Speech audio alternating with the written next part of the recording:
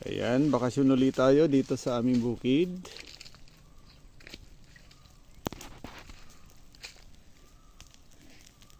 Ayan, itong gawain namin dito. Papausok. Pangtanggal ng mga insekto sa mga halaman. Ayan. Marami kaming tanim na pili dito. Ayan. Malalaki na. May mga tanim na dalandan, mangga. Ayan. Mga rambutan. Ayan. Meron din tanim.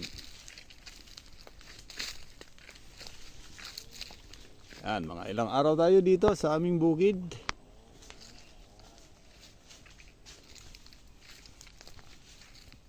Maglilinis tayo ng